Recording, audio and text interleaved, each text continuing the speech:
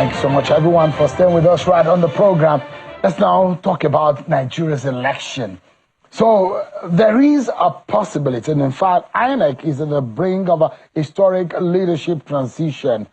In less than 60 days, the tenure of Professor Mahmood Yakubu, the first INEC chairman to serve 2 full terms, will come to an end. What does this mean? His exit, just 15 months before the 2027 general election, sets the stage for what will become an unprecedented change within the commission, with several commissioners also due to retire between 2006 and 2007. There are growing concerns that the country could approach its next elections under an almost entirely new leadership team. What does this mean for us? Now, a lot has happened under Mahmood Yakubu, for good and for bad. That's perspective from some Nigerians who believe that there are a lot of things, a lot of gaps under his watch. Now, in terms of the agitation from the minds of Nigerians on who should be the leader of INEC, or who should lead INEC, and those who are the management of INEC, who are they, where are they from, the issues of bias, issue of their background and competence. A lot of things come into the frame. But let's get the conversation started. Those who are now anticipating and mapping out what should be the norm. Samson Itodo is an election observer and election development expert, and the executive director of Yaga Africa is live for us here in our studio to give insight. Thanks so much, Samson, for joining us. Thanks, always a delight to be here. Good evening. How significant would this transition be, not only for INEC as an institution, but for our elections? I think, Joe, you've said it all. It's very significant. Significant because you're going to have a relatively new electoral commission that will manage the 2027 elections. And you recall a few weeks ago, Yaga Africa, we released our status of electoral integrity report for 2025. And one of the projections that we made was that the 2027 election could most likely be the most compromised and perhaps the most expensive. And one of the reasons that we advanced was because of this leadership transition in INEC. If it's not managed carefully, if it's not managed from a statesman point of view, you could probably have, the next elections jeopardized because citizens are not going to trust, who mans the INEC. So it's very significant because Professor Mahmood has been there for 10 years. That's a decade. And his exit, leaves a lot of vacuum because you ask yourself, if a new chairman is appointed, whenever he is there sufficient time for the chairman to settle? If you look at what data says, and I'm sure we're going to go through the slides, you see the commissioners who are leaving next year, and then those who are leaving on the eve of the 2027 election. So to a large extent, it's quite significant. Don't forget that the level of trust of citizens in the electoral process is also at its lowest ebb. So this is really an opportunity, for the president, for the Senate and the National Assembly to rebuild public trust and confidence in the electoral process. We forget things quickly in this country. Like him or hate him, Mahmood Yakubu will be known as the man who entrenched beavers. Will be known as the man who introduced the election result viewing portal. Will also be the man who finalized on the delineation to an extent of polling unit. And at the time, it was about 1,500 per voter in a polling unit, and there are a lot of the polling units that were due for expansion. That happened under him. But there are a lot of issues also. This man, a decade, significant, and he has seen how many presidents now and how many elections. About three transitions that have happened under him. No, actually one. Just because 2015 wasn't the one. One major. But there are 3 elections conducted under him. Now, interesting. There's none. 2 general elections. That's 2019 and 2023. Because 2015, it was Professor Jega. He came right after 2015. Yeah, so if you were to review Professor Mahmood Yakubu, how would you review his time as INEC leader? I think that you've really highlighted some of those reforms, that when you look at this 10 years, there has been remarkable reforms that were introduced in the electoral process. And to also add to that, that it was under this 10 years that for the first time in our history, that ballot papers and result sheets were produced locally. And that happened in the 2023 elections. Because previously, we've always printed our ballot papers and result sheets outside the country. But this time around, we printed them locally. And that's something we should encourage. Other countries, in countries like South Africa, for instance, 100%, they print their materials. In fact, they fund their elections 100% without taking monies from anybody. But when you look at all these reforms that were introduced, the fundamental question to ask is, when you look at public trust in the electoral process, it has actually dampened because of, one, issues around electoral fraud. You also see the sabotage by other institutions within the election governance architecture. But the fact that we are actually at a point where citizens' trust in the electoral process, it's very, very low, gives really source of concern. But there are some reforms that he introduced that needs to be retained, like the technologies that you mentioned.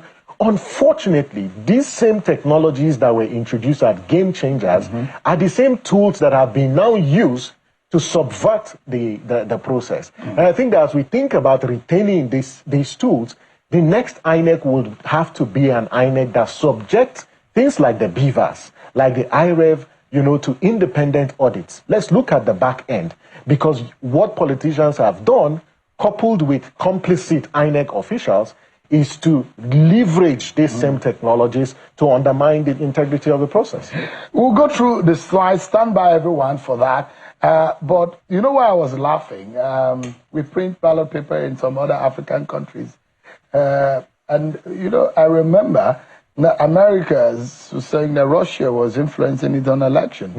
And I remember that on the day of Nigeria's election in 2011, I was just arriving back into the country. And at about noon, Professor Jega at the time announced a postponement of the election due to logistics problems. Guess what? We thought that was the end of logistic problem. In 2015, similar thing happened. 2019, it happened. INEC is a major logistic disaster. But in 2023, we saw an improvement. And in fact, at the time, it was an ex-military man who was in charge of logistics at INEC. But there are a few changes that have happened. We've made progress significantly, we do. No doubt. Whether or not there are bad elements in INEC that has given Professor Mahmoud Yakubu a bad man, whether or not one man can sit in Abuja and control whatever happened, and those who argue that why did you announce the election result in the middle of the night? Why did you? There are a lot of issues. No, and what are the glitches? There were a lot of debates. There were also missed opportunities. Of course. Several missed opportunities. To awaken some kind of trust. Exactly. And we hope that the next INEC would learn, from this particular INEC. But I think at the heart of it is we need to now rebuild public trust and confidence in the electoral process. That's why the appointment of the next INEC chairman and the national commissioners is very, very critical, because today you have partisan people who are currently in INEC, and that is even with the agitation from Nigerian people. Although not only in this government that we have seen that under Jonathan, you remember, 3 people were dropped. And but agitation against some of the elements who were nominated. Nobody cared. I think it really went bad. And one of the bad legacies that President Buhari left on our electoral process is how he appointed, individuals, who have clear partisan interest. And President Tinubu, when he had the opportunity, he didn't, reverse that particular practice, because some of the recs that he nominated, you saw the huge public outcry. There are people who are known to have been campaign actors, people who have, whether they are biological affinities or cronies of certain politically exposed persons, and appointed into the Electoral Commission. These are some of the issues, because when you do that, you reduce the confidence that people have in the electoral process. And that's why the appointing authority, in this case, who is the president, there are certain criteria that he needs to look out for before he appoints the next chair or the next set of national commissioners. Legally speaking, there are constitutional provisions as to how the processes of appointing and the Constitution gives an almost overriding and largely unchecked powers to the president to nominate, to get advisory from the Council of State. Not just advice. It does, yeah. So usually what happens at the Council of State meeting is sometimes I'd imagine that when they say, no, we don't want this man, the president will say, I've heard you, and still went ahead to pass the name to the Senate or the House of Reps. Because they are in advisory, and it goes to the Senate, and they appoint, which has the constitutional power to screen and also pass the nomination. Then the person stands appointed. But that has been questioned. There are a lot of Nigerians, like your organization and your colleagues in the civil society climate, saying, look, we need to subject the appointment of INEC leaders to a non-partisan, well, if you may, and a more objective process, such that, but I don't know how that's going to happen. I hope that that's going to be part of our electoral law reforms or in the Constitution, because this is a constitutional matter. It's not about the Electoral Act now. But if you look at some of the slides that your organization have put forward, what appointments will make or break the electoral integrity in 2027, that is the meat of it. So if we may go forward, it gives us an understanding of why it is important that we take note of these appointments. So, for instance, when you look at, as at today, we are 514 days to the 2027 elections. So that's 1 year and 4 months. So we don't actually have time. So 114 days to the 2027 elections. So when you think about what are the criteria, like you mentioned, the Constitution sets 2 conditions. The first one is the person must be non-partisan, and 2, the person must have unquestionable integrity. It is clear from experience that these 2 qualifications or criteria are inadequate. There's a great need that the next INEC chairman or national commissioners should, 1, be individuals that not only have impeccable character, but they are individuals that do what, Shehu, that have what? That do not have any partisan connection whatsoever. And what we are saying is, in fact, that person should not have been a member of a political party, whether present or past. That is one. The second is that the next INEC chairman and commissioners at least should be people who have courage, who have the ability to resist political pressure. Because leading in INEC requires people who are courageous to call the bluff, of politicians when they try to put pressure on INEC. But then also, we've also seen how incompetence impacted on the 2023 elections. When you flood INEC with people who don't have, the competence or understand elections, what you get is what happened in a place like Sokoto. If you recall, the REC in Sokoto was actually relieved of his responsibility because of sheer incompetence. When you compare the Edo and the Ondo governorship elections, you clearly see a stark difference in the way that the commissioners managed that election. So competence does play a critical role in determining who becomes the next INEC chairman. But then, what we have said is the president has the power. It is his prerogative. But we're saying the president needs to rise above politics and act as a statesman. And one of the things that the president can really do is when he decides on whoever he wants to appoint, can he release and publish the name and ask citizens or professional groups of civil society, to submit memoranda and then submit petitions, perform a pre-nomination sort of screening. That way you integrate public participation. And once you receive those memos from citizens, you evaluate them on their merit. Because what we see is the president goes ahead, he nominates, and sometimes these people are either people who have some baggage or the other. I think the second dimension is the role that the Senate plays. And in this particular case, the Senate needs to introduce the framework for citizens' oversight. What happens is, once the name of nominees are read on the floor, that is it. The Senate does not call for memos, it does not call for petition. However, in previous appointment process, we've seen how civil society have been very proactive. But one of the things the Senate can do this time, because of the criticality of this appointment, is once a nomination has been made, they need to enhance the credibility the transparency and the quality of the nomination process. When you receive petitions from civil society, from professional groups, attend to those petitions, consider them on their merit, and then when you make a decision, please communicate it to the people. I think that those screenings should be televised. You should invite people to come make oral submissions and then make that entire process open. This is what civil society and citizens are saying if we want to make this entire process participatory. Give me a moment. There's so much more on how we can have, if you call it, a credible pathway to a credible, fair election in 2027.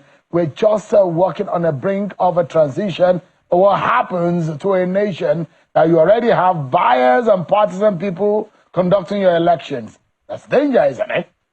We'll be right back after this break, everyone, to continue.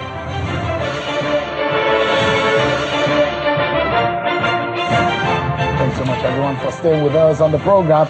Our concluding moment now on the conversation of INEC leadership, what it means, and perhaps for our nation and the credibility of our election. If you are able to elect properly, then you are guaranteed that the people you really want are in office and you can hold them accountable for proper governance. But when you are not given the opportunity to elect in a credible manner, you know that our nation is doomed. That's why we need to talk about this, because it's important. If you look at the screen right now, it gives you an understanding of those who what I raised earlier in respect of the need and the importance of the fact that the kind of INEC we'll be having in 2027 are people who will be just about a year or few months into office. If you look at it, perhaps the most senior person here or the most experienced on the board is Sam Olumekum. Sam Olumekum has spent more years, I guess, than anyone because he was a rec. I remember. Yes, he was a rec. I think in Ondo and Lagos. In Lagos. Then it now was appointed as national commissioner. But you have May Agbamuche. Yeah. This is our second term. Yeah, Mohammed Haruna, this is also his second term. Yeah. So they are also very experienced as well. When you look at Ken was a former director at INEC. Yes. So he has been, in the commission. But Shen, one of the interesting things... Well, I could even say that he's probably the most experienced because he was a career INEC man. Yeah. But when you look at the rest, they are also qualified for reappointment. So, for instance, next year, once the chairman leaves in a couple of weeks, there are 4 national commissioners that will leave sometime in Q3 of next year. So there will be 4 new national commissioners that will be appointed, or if these ones are reappointed. But the interesting thing is that the other 5 here, their tenure would expire just 2 days before the election. Yeah, because the next election will be on the 20th, and then the 20th of February 2027. Yeah. Again, thanks to Professor Mahmoud, because he regularized the timetable, so we can tell when the next election will hold. But 2 days, so we will be in the midst of collation of results when the tenure of these 5 other national commissioners, would expire. So apart from Malam Haruna and Agbamuche, Mr. Agbamuche Umbu, and Sam is you. Apart from the 2 of them, the 3, Professor Gumus, Ken Ukeagu, and Sam Olumekum, they could be reappointed. They could be reappointed. So are the other 5, all the other 5, whose appointments will expire next year. Absolutely. So, but we also lost one of the national commissioners, General so there's currently a vacancy, in INEC in this regard. So if you clearly see, and there are several scenarios, this is why it is important, for the president, for the Senate, to take this appointment seriously, because it has grave implications, for our elections. And in weak democracies, where politics is a do-or-die affair, often political elites see leadership transition in Electoral Commission as an opportunity to capture the Electoral Commission or consolidate control over the political process. Yeah. This is why we're calling on the President and the Senate that this is an opportunity, a golden opportunity that have been presented to them. If you're going to consider appointments, ensure that these are individuals that have not been members of political parties, whether present or past, They must be people who have impeccable character, but also people who are courageous. And like some would say, also people who have mental alertness. Because INEC job is a tedious one. You need people who are healthy, who are strong to deliver credible elections. Samson Itodo is an election development expert and the executive director of the EGA Africa. Many thanks, Samson. Thanks, always a delight. I appreciate it.